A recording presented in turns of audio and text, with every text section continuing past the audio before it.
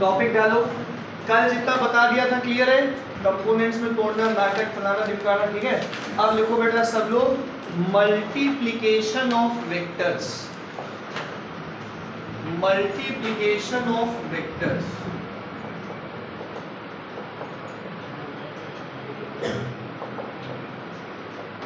Vectors, ठीक है। हम लोगों ने कल वेक्टर एडिशन पढ़ा, सही है। वेक्टर एडिशन में हमने कल आप लोग को एक triangle law of vector addition बताया था। क्या पैरेललोग्राम लॉ बताया था? नहीं बताया क्या? अच्छा यार, तो पैरेललोग्राम लॉ सीख लो फिर और क्या बताएं, फिर ये मल्टीप्लिकेशन सीख लो। बस समझ लो पैरेललोग्राम लॉ और किताब से पढ़ लो, ठीक है ही कुछ नहीं, सिंपल ही है। ये देखो बेटा, बस सीख लो, समझ लो, बोर्ड पर देखो। ये एक साइड ऑफ पैरेललोग्राम है, वेक्टर रिप्रेजेंटेशन है ए। ये दूसरी साइड ऑफ पैरेललोग्राम है, वेक्टर रिप्रेजेंटेशन है। तो ये भी तो पैरेललोग्राम की साइड ही हुई और ये भी पैरेललोग्राम की साइड ही हो गई। अब इस ए और इस बी का रिजल्टेंट क्या होएगा? ये ए और बी का रिजल्टेंट ये आएगा ए प्लस बी, है ना, पैरेललोग्राम हो गया। अब अगर ये दूसरा डायग्राम देखो, इसका हेड इसका टेल, तो ये क्या बना? ए प्लस बी। यहां से देखो, इसका हेड और इसका टेल, तो ये भी क्या बना? और अपोजिट डायरेक्शन में है। लेकिन अगर हम ऐसा कुछ अभी बनाते हैं, अब देखो, इसका भी टेल और इसका भी क्या है? तो ये जो रिजल्टेंट बनेगा ये क्या बनेगा? ए माइनस बी बन जाएगा या बी माइनस सी बन जाएगा। बात समझ में आ रही है? पैरेललोग्राम लॉ ऐसे काम करता है। तो लिख लो पैरेललोग्राम लॉ, किताब से पढ़ लीजिएगा, डेफिनेशन है बस। बाकी प्रॉपर पैरेललोग्राम लॉ जब अभी क्वेश्चंस पे अप्लाई करवाएंगे तब तो ज्यादा समझ में आएगा।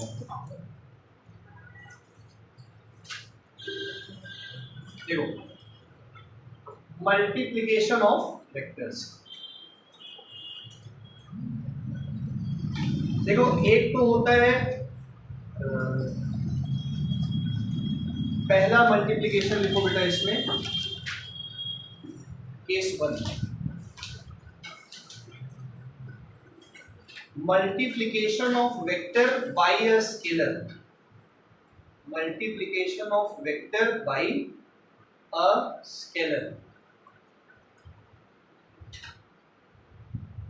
Multiplication of vector by a scalar. Example के तौर पे P इक्वल्स टू क्या होता है? mb। क्या P एक वेक्टर क्वांटिटी है?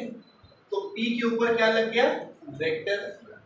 ये कहां से लाए? यहाँ से, उसको वहीं पूरे फेंक दो यार। इतनी बार तुम लोगों को बता चुके हैं कि सब जगह से यहाँ से न लाए करो। हम तो पहली बार लाओ, सबसे वाहियात जो दुनिया में मिलता है वही मिलता है। आप बन रहे हैं, हमने क्या पता है, तो ट्राई करना चाहिए मिला के। हां यार,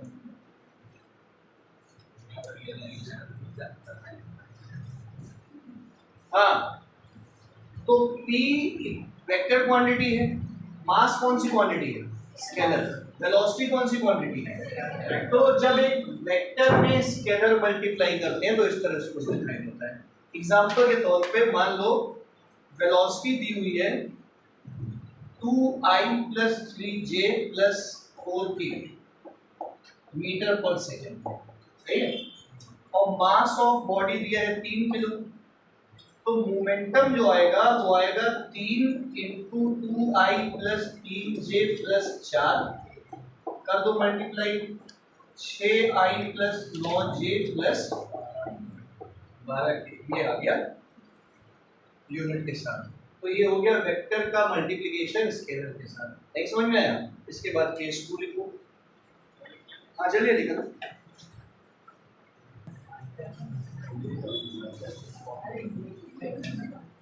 दूसरा लिखो, दूसरा लिखो बेटा केस 2, स्केलर प्रोडक्ट।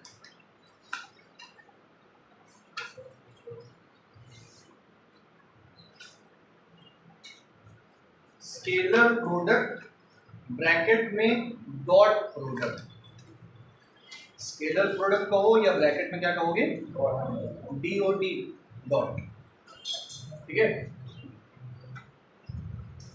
क्या हो गया, देखिए दो वेक्टर्स हैं A और B, इन दोनों का डॉट प्रोडक्ट किया जाए तो vector A dot vector B होता है magnitude of A magnitude of B times cos theta. पहले तो ये फॉर्मूला है। अब इस फॉर्मूले को समझने के लिए आप लोग को थोड़ा सा ध्यान देना पड़ेगा बोर्ड पे। देखो बेटा, क्लास 10th में आप लोगों ने पढ़ा होगा वर्क, वर्क का फॉर्मूला क्या होता है, सबको पता है ये वर्क। देखो तो सबने पढ़ा है कि work is equal to vector F dot vector S। दो वेक्टर क्वांटिटीज, देखिए दो वेक्टर क्वांटिटीज के डॉट प्रोडक्ट या स्केलर प्रोडक्ट से स्केलर क्वांटिटी बनती है। क्या बोला, दो वेक्टर क्वांटिटीज के स्केलर प्रोडक्ट से स्केलर क्वांटिटी बनती है। और इसका ये फॉर्मूला पढ़े होंगे सिंपल वे में कि Fs होता है Fs cos theta, where theta is the angle between force and. अब ये एक्चुअली में आता कहां से, देखिए मान लो कि भैया सही समझिएगा, मान लो कि ये एक मास रखा है M, इस मास को जो है अक्षय इधर फोर्स लगा के खींच रहे हैं और वो मास इधर ही की तरफ डिस्प्लेस कर रहा है, सही है। तो फोर्स और डिस्प्लेसमेंट के बीच का एंगल कितना डिग्री हो गया, 0 डिग्री। cos 0 क्या होता है, इधर देखिएगा बेटा, cos 0 क्या होता है, तो वर्क का फॉर्मूला बन जाएगा Fs, सीधा समझ गए। अब हम cos ना भी लगाएं तो भी ये Fs है, पर क्यों कैसे, अब इधर देखो,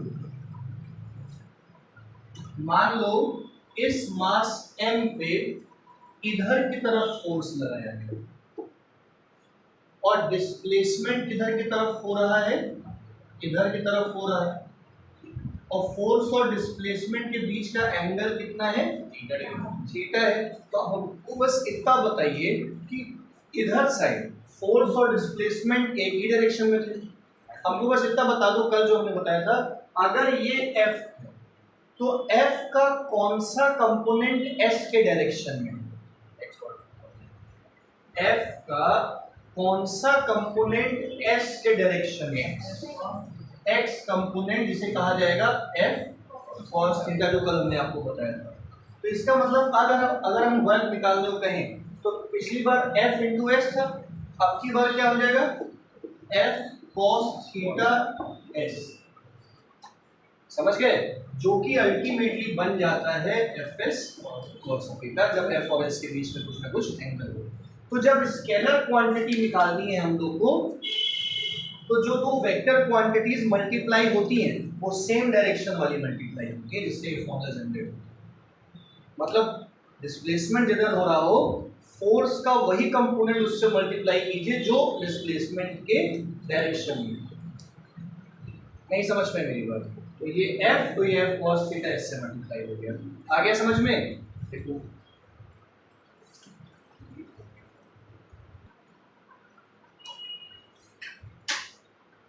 हटा दें, चलो ठीक है। इसके बाद देखो बेटा सब लोग, इसी में अच्छा हाँ एक चीज और देखो, जैसे हमने बताया आपको वर्क का formula force into displacement F dot S। अगर हम इसको दोनों तरफ डिफरेंशिएट कर दें, डिफरेंशिएटिंग बोथ साइड्स, तो वर्क का differentiation dw with respect to time differentiate कर रहे हैं, for a constant force differentiate कर रहे हैं displacement for a constant force. What is work done per unit time, power, force to force लिखा, what is displacement upon time, ये दोनों vector quantities हैं और उनका डॉट प्रोडक्ट हो रहा है, मतलब पावर कौन सी क्वांटिटी होगी, आ गया ना समझ में। बस यही बताना था। अब लिखो आप लोग प्रॉपर्टीज ऑफ स्केलर प्रोडक्ट।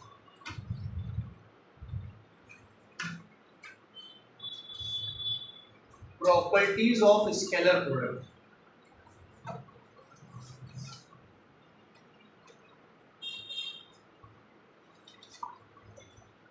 पहला लिखो, scalar product is commutative.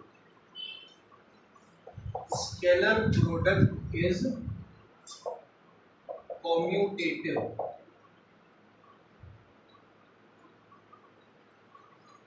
Commutative क्या होता है? ए को बी से डॉट करो, चाहे बी को ए से डॉट करो, बात वही है। मतलब वर्क का फॉर्मूला एफ डॉट एस लिखो चाहे एस डॉट एफ लिखो, उससे कोई फर्क नहीं पड़ना है। सही है। दूसरा, work scalar product is associated. अरे एसोसिएटेड ना, डिस्ट्रीब्यूटेड।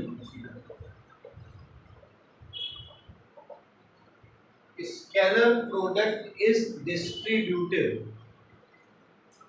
डिस्ट्रीब्यूटिव का मतलब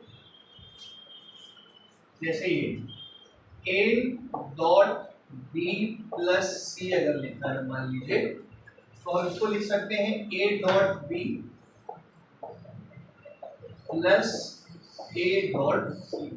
ए dot B plus A dot C distributive हो गया। तीसरा प्रॉपर्टी लिखो, लिखते चलो लिखते चलो।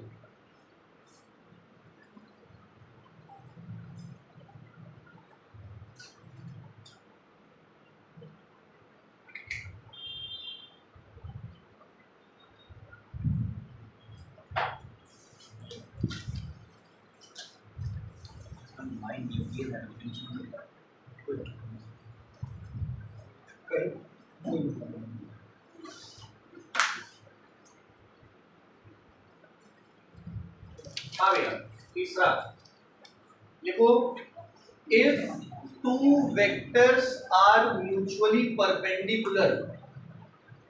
If two vectors are mutually perpendicular,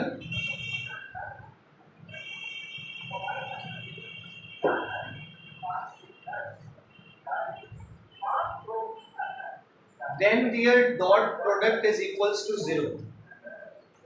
If two vectors are mutually perpendicular, then their dot product is equal to 0. क्या मतलब हुआ इसका? अगर दो वेक्टर्स एक दूसरे के परपेंडिकुलर हैं, उनका डॉट प्रोडक्ट 0 होगा। कैसे होगा भैया? ए डॉट बी का फॉर्मूला होता है ए बी कॉस थीटा। सही कह रहे हैं सोनाक्षी? देखिए बेटा, अगर थीटा 90 है तभी तो परपेंडिकुलर होंगे, तो थीटा 90 है तो कॉस 90 क्या हो गया? इसलिए ए डॉट बी क्या हो गया? For mutually perpendicular vectors for theta equals to. सही है। अगला पॉइंट लिखो,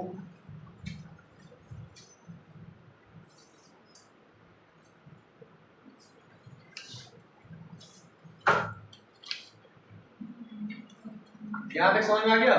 चौथी प्रॉपर्टी देखो, फॉर यूनिट वेक्टर्स आई जे के, for unit vectors I cap J cap के कैप,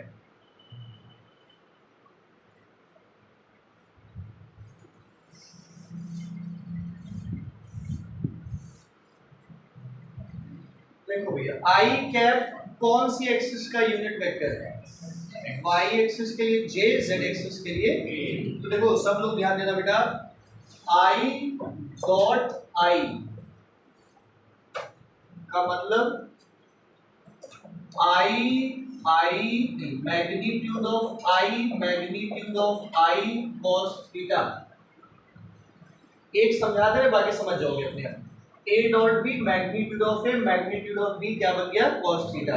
बताओ एक्स एक्सिस और एक्स एक्सिस के बीच का एंगल क्या होगा? तो यहाँ थीटा की जगह क्या लिखोगे? अच्छा, आई का मैग्नीट्यूड आई का मैग्नीट्यूड cos 0 की वैल्यू सॉल्व करने में कितना आएगा, मतलब I dot I is equal to 1। इसी तरीके से j dot j is equal to, इसी तरीके से k dot k equals to, ये आगे समझ में। एक मिनट के बोर्ड पर देखो इस तरह से आई डॉट j कितना आएगा, आई डॉट j क्या आएगा 0। क्यों, आई एक्स एक्सिस को रिप्रेजेंट करता है, j y एक्सिस को, दोनों के बीच का एंगल क्या हो गया, mutually perpendicular vectors dot product j dot k 0, k dot i 0। आगे समझ में देखो,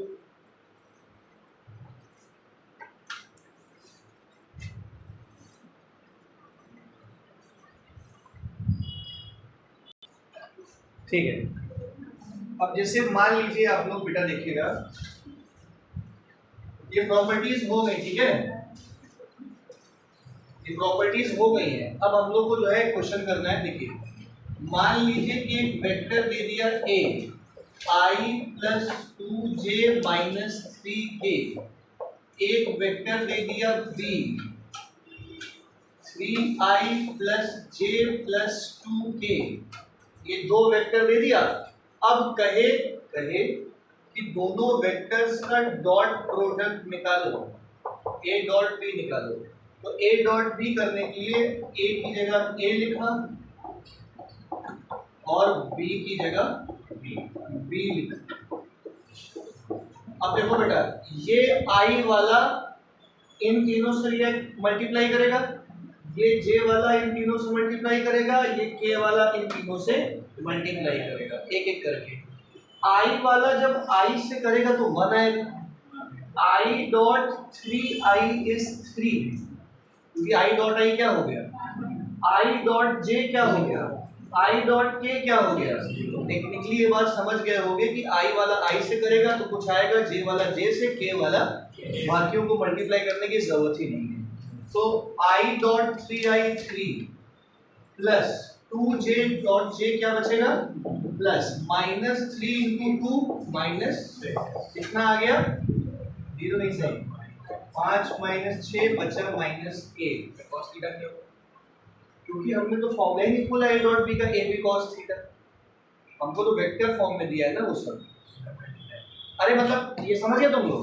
अगर मान लो यही क्वेश्चन ऐसे दिया होता, तुम लोग को a का मैग्नीट्यूड दे देता 5 यूनिट, b का मैग्नीट्यूड दे देता 4 यूनिट, और a और b के बीच का एंगल दे देता 30 डिग्री, और कहता a डॉट b बताओ। अब तुम लोग वो फॉर्मूला लगाते, a b cos theta, a की जगह क्या लिखते 5, b की जगह क्या लिखते, और cos 30 डिग्री की वैल्यू से इसको मल्टीप्लाई। अब ये ऐसे करते तुम लोग, नहीं समझे। लेकिन जब ये ऑर्थोगोनल फॉर्म में i j k के फॉर्म में दिया हो तब सिंपली ऐसे करते हैं ना, करो।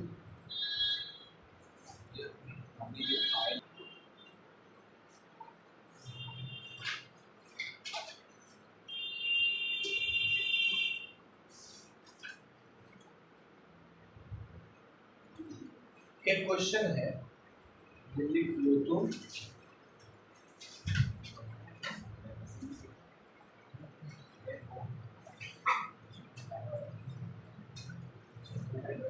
अगर वेक्टर a है 2i माइनस सी जे प्लस 4k, और एक वेक्टर b है i plus J minus 2k, सही है। एक वेक्टर है a, एक वेक्टर क्या है b। अगर ये दोनों वेक्टर्स म्यूचुअली परपेंडिकुलर वेक्टर्स हैं तो c की वैल्यू बताओ। If the two vectors are mutually perpendicular, find c। अगर दो वेक्टर म्यूचुअली परपेंडिकुलर होते हैं सात्विक तो क्या होता है, क्या 0, क्या इक्वल टू 0।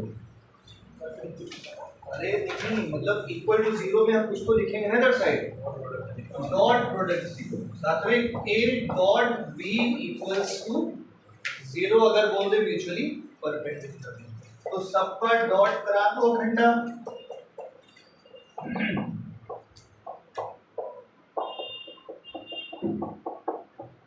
इक्वल टू क्या रख दोगे?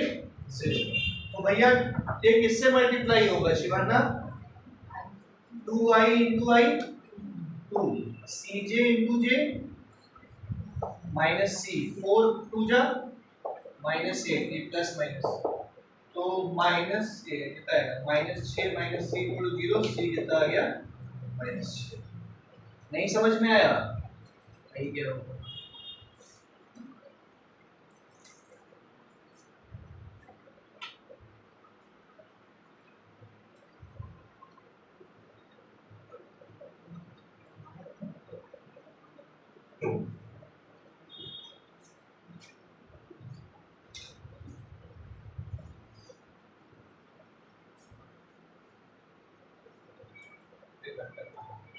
हाँ पढ़ा होगा 12th में फिर है मैथ्स में ये तो 11th का है ना 12th में हाँ सही। केवल बॉटल मांगा है तो बॉटल ही दोगे क्या? पानी है उसमें?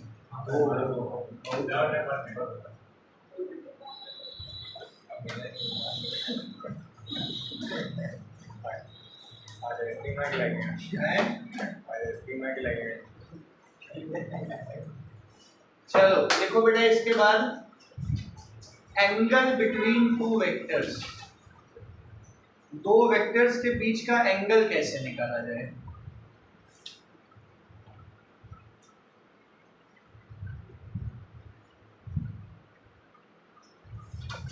जैसे मान लीजिए कि a दे दिया आप लोग को i प्लस जे माइनस के, b दे दिया आप लोग को 2i प्लस जे प्लस 2k। सही है। और कह रहा है कि इन दोनों वेक्टर्स के बीच का क्या निकालो? एंगल निकालो। ठीक है। हाँ देख दो बेटो। आओ चले बेटो। अभी दो वेक्टर्स के बीच का एंगल कैसे निकालेंगे? अभी अभी एक फॉर्मूला बताया था a dot b magnitude of a magnitude of b cos theta. तो cos थीटा निकालने के लिए आपको क्या करना है? a को b से डॉट करा के उनके मैग्नीट्यूड से क्या कर देना है? तो a की जगह हम लिखेंगे a डॉट b की जगह लिखेंगे b upon magnitude of a कैसे निकालते हैं? अंडर रूट 1 का स्क्वायर प्लस 1 का स्क्वायर प्लस और अंडर रूट 2 का स्क्वायर प्लस 1 का स्क्वायर प्लस ही करेंगे हमेशा, स्क्वायर है ना। अब नॉर्मल सॉल्व करो। 1 2 जा 1 1 जा 1 2 जा -2 अपॉन अंडर रूट 3 ये बचा अंडर रूट 9 cos थीटा। 2 से 2 कट गया बचा 1 by root 27 1 by root 27 equal to cos theta 1 by 3 root 3 equal to cos theta. ये बात समझ में आ गई? अब इधर देखो ये थीटा है, cos इस साइड लिखोगे तो बन जाएगा cos इनवर्स, ये एंगल होता है। समझ गए? cos इस साइड आके cos इनवर्स हो गया। अरे या तो तुम लोग को वैल्यू पता होती कि 1 बाई 3 रूट 3 कब होता है, पता तो है नहीं तुम लोग को कि पता है, तो इधर साइड छोड़ दो।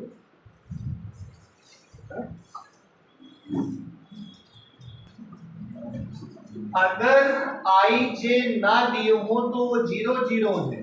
इन दोनों के बीच का एंगल निकालने का formula vector p dot vector q upon magnitude of p magnitude of, यही तो लगाए होंगे। तो p dot q i plus 2j minus k dot 3k upon magnitude of p 1 square 2 square 1 square 3 square. अब ये वाला k तो सिर्फ k से मल्टीप्लाई कर पाएगा ना, i j तो है ही नहीं। सुन लो ना बेटा सब लोग, माइनस के इंटू 3k कितना बचा -3/√6 और ये तो 3 ही आएगा, 3 से 3 कट गया, बचा -1/√6 equal to cos theta, theta आ गया cos इनवर्स -1 क्या हो गया, ये कैसे आया, √1 का स्क्वायर, 2 का स्क्वायर, 1 का स्क्वायर, और यहाँ तो सिर्फ 3 ही है ना, तो √3 का स्क्वायर ये रखा था सामने, इधर को पहले दिया था, ये आया समझ में? हाँ से बताओ क्या पूछ √1 + 4 + 1 6 होता है, ये 4 हुआ, ये 1 हुआ, ये 1 हुआ, ये 6 हुआ, समझ गए? ठीक है, तो ये आप लोग को, हमको लग रहा है स्केलर प्रोडक्ट समझ में आ गया होगा, है ना? एक चीज बस और बता दें, फिर दूसरा प्रोडक्ट, तीसरा केस बताते हैं।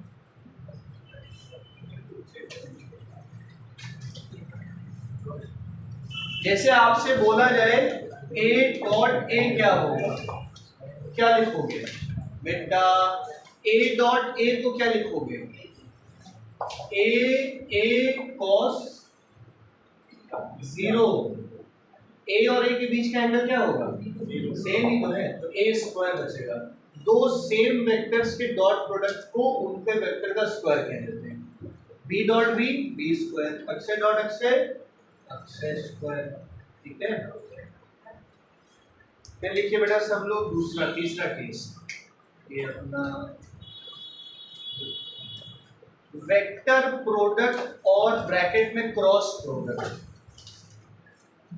वेक्टर प्रोडक्ट ब्रैकेट में क्रॉस प्रोडक्ट, ठीक बात है? वेक्टर प्रोडक्ट या क्रॉस,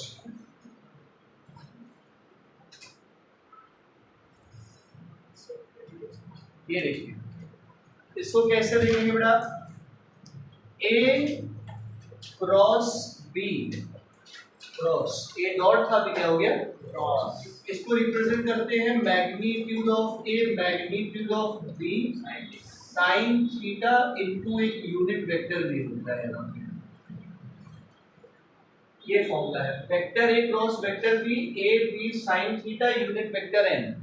अब यूनिट वेक्टर का क्या काम है, बस इतना अभी के लिए बता दें आप लोग को। जब ये यूनिट वेक्टर इधर डिवाइड में आएगा, बोर्ड पर लिखिएगा, अगर ये यूनिट वेक्टर यहाँ डिवाइड में लिख देते हैं ऐसे, तो बस ये क्या कर देगा, असली फॉर्मूला जनरेट कर देगा जो आपने काम करा है।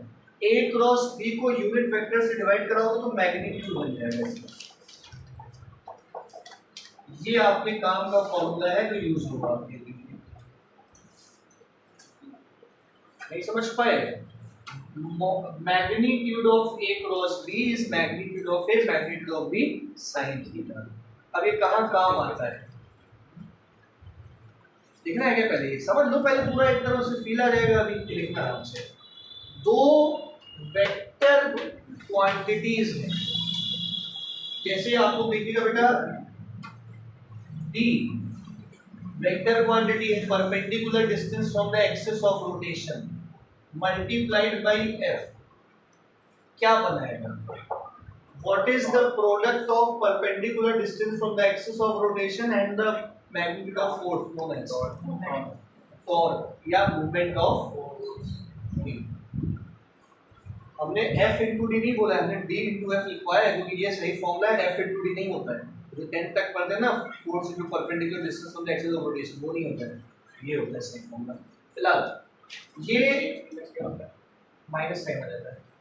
अच्छा देखिए अभी बताएंगे, ये दोनों कौन सी क्वांटिटीज हैं?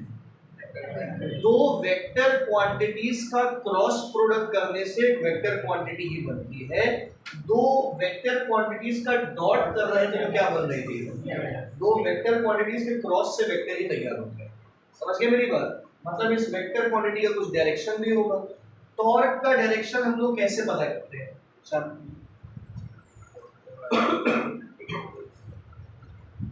टॉर्क का डायरेक्शन किस तरह से पता करते हैं? कौन से पॉजिटिव आता है तो अरे ये तो बचपन वाला हो गया, पॉजिटिव आया तो एंटी क्लॉकवाइज, नेगेटिव आया तो क्लॉकवाइज। रूल क्या है? नहीं, अभी कल तो लिखवाया है right hand screw. Right hand screw. ये कौन सा वेक्टर है? और एक्सियल है कि पोलर है?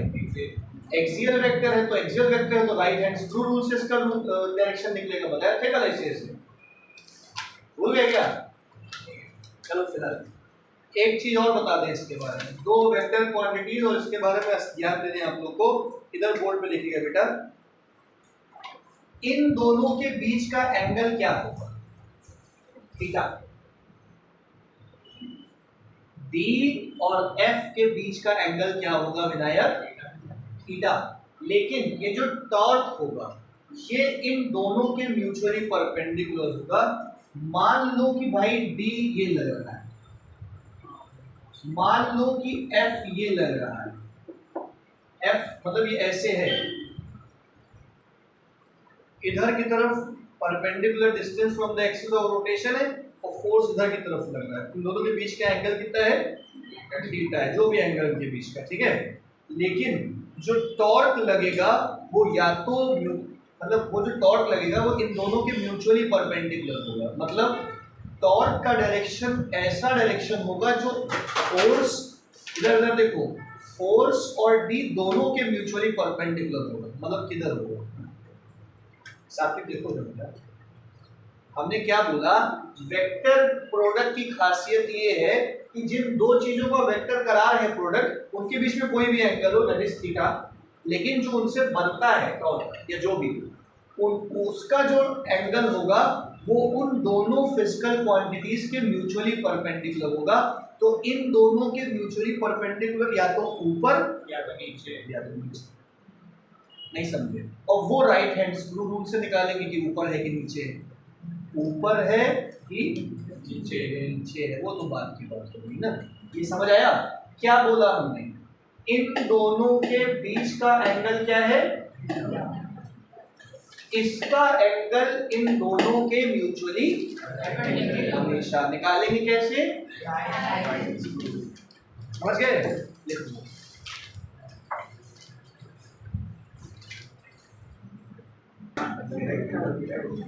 ये लिखिए बेटा, एक बात समझना इधर, अगर आप लोगों ने D क्रॉस F को, अगर आपने F क्रॉस D लिखा तो आपका एक माइनस बाहर आ जाएगा। D क्रॉस F को अगर आपने F क्रॉस D कर दिया तो यहाँ क्या आ जाएगा? Q माइनस आएगा।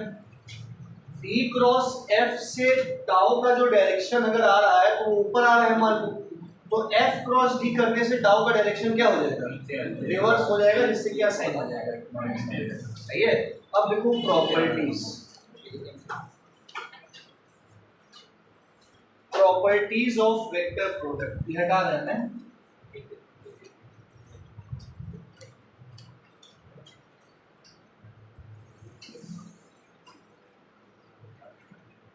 पहला लिखो बेटा, नॉट कम्यूटेटिव, नॉट कम्यूटेटिव।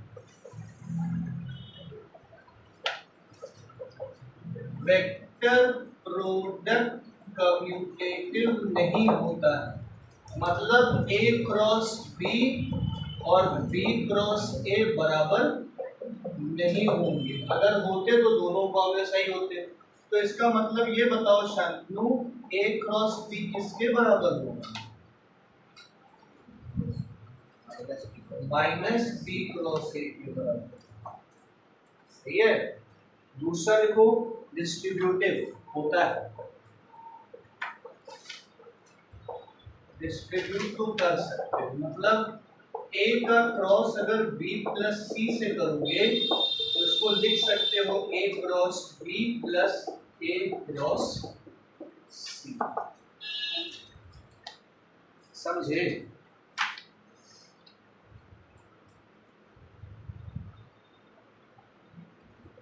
समझ गए?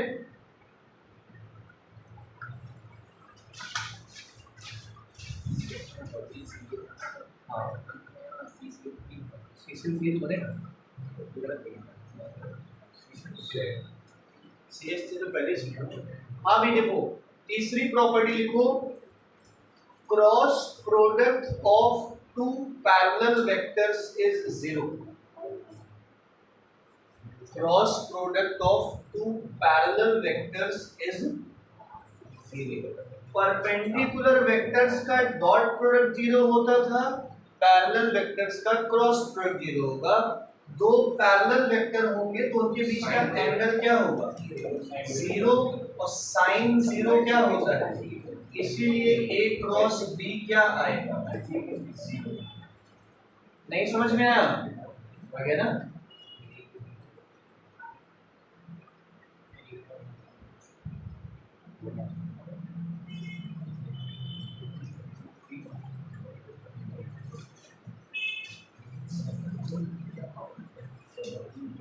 ठीक है, तो ये बताइए हमको जरा इसी बात पे, ये बताओ बेटा ए क्रॉस ए कितना आएगा?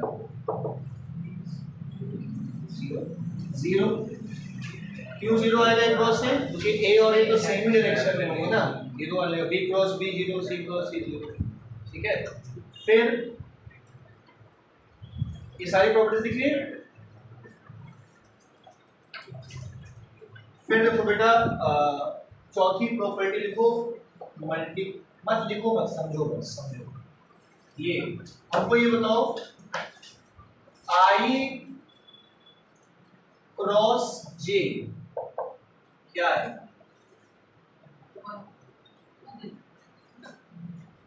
अच्छा चलो पहले इधर देखो, आई डॉट जे क्या है?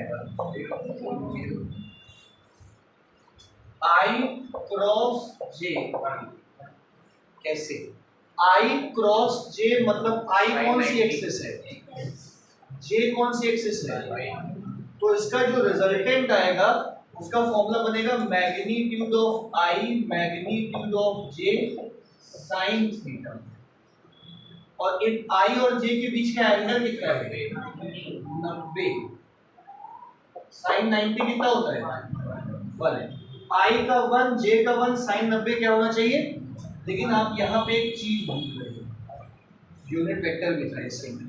तो आई क्रॉस जे ये 1 ये 1 ये 1, लेकिन क्या बच गया?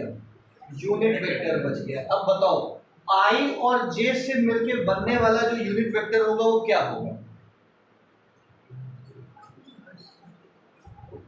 हमने बताया दो चीजों का जब क्रॉस करते हैं तो उससे जो नई चीज बनती है उसका डायरेक्शन पिछली दोनों के म्यूचुअली परपेंडिकुलर होता है।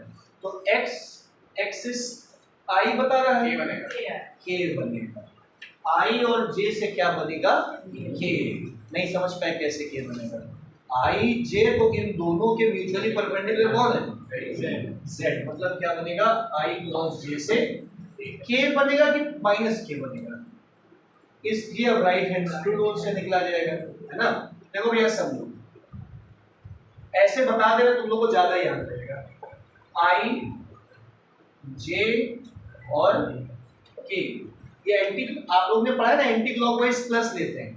ये देखो और उसको ये कहाँ है? ऊपर मतलब पॉजिटिव एक्सिस। अगर ये ऐसे होता तो ये ऊपर मतलब पॉजिटिव। अब देखो लॉजिकली समझो बेटा, आई जे क्या बनाएगा? के। जे के आई, सही है? के आई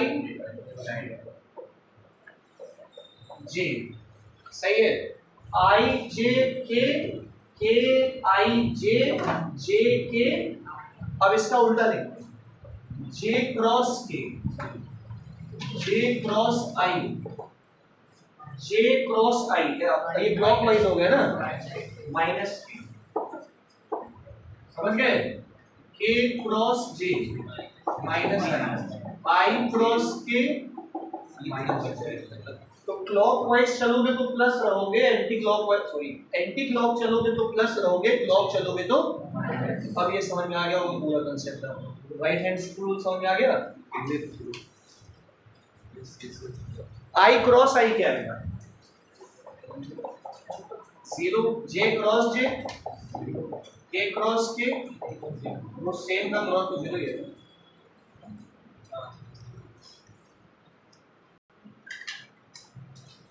अब हम लोग क्रॉस प्रोडक्ट निकालेंगे कैसे, जैसे डॉट निकाल था आई से जे से के से, क्रॉस भी वैसे निकाल सकते हैं, लेकिन एक और तरीका भी है अपने पास आसान तरीका। हटाएं बस, लिखो बस, ये आपकी चीज एक और समझ लो, उस पर क्वेश्चन कर लो तो ये टॉपिक वाला पार्ट हो जाएगा। देखो ना, मान लो a दिया है i plus 2j plus 3k और b दिया है 2i plus j plus k। अब हमें निकालना कौन सा प्रोडक्ट है, क्रॉस प्रोडक्ट। तो या तो आप एक तरीका लगाओ लंबा वाला तरीका, i को i2i से, i को j से, i को k से, इसको इससे, इसको इससे, इसको उससे, इससे, तब लंबा तरीका लगा तब भी आंसर आ जाएगा, है ना। या फिर आपको एक शॉर्ट तरीका बताते हैं, ऐसे बना लो, इसे कहते हैं डिटर्मिनेंट। क्या कहते हैं, जैसे मैट्रिक्स होता है वैसे ही क्या होता है, सही है। अब पहले क्या लिखोगे ऊपर, i j k, ऐसे लिखोगे i j k सबसे पहले, फिर लिखोगे 1 2 3, बोलो 1 2 3, 2 1 1 2 1, ऐसे लिख दिया आप लोगों ने। अब इसको सॉल्व कैसे करते हैं, सबसे पहले पता है क्या, सब पढ़ चुके हो, बताओ। पहले लिखोगे i, सबसे पहले क्या लिखो, i का मतलब देखो, ये है रो, ये है कॉलम। कितनी रो कितनी कॉलम, 3 रो 3 कॉलम, 3 रो 3 कॉलम। अब ये i जो है ये कौन सी रो का एलिमेंट है, कौन सी कॉलम का है, वो दोनों छोड़ दो, पहली रो छोड़ दो, पहला ही क्या छोड़ दो। अब बचा ये हिस्सा, ये 4 चीजें बची, इनको मल्टीप्लाई करो, 2 बन जा, बीच में क्या लगाओगे, 3 बन जा, नहीं समझ में आया।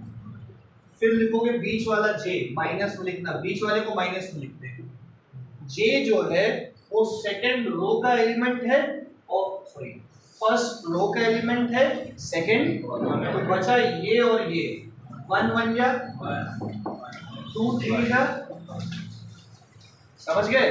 फिर लिखो प्लस के, अब प्लस के मतलब इसकी रो छोड़ दो, इसका कॉलम छोड़ दो, तो ये बच गया, 1 बन जा, 2 जा, समझ गए। हाँ पूरा फिर से बता दे रहे एक बार आराम से। यहाँ बचेगा -1 ना, -i प्लस 5j -3, लिखो आराम से, फिर से बता दे रहे, जा रहे हो।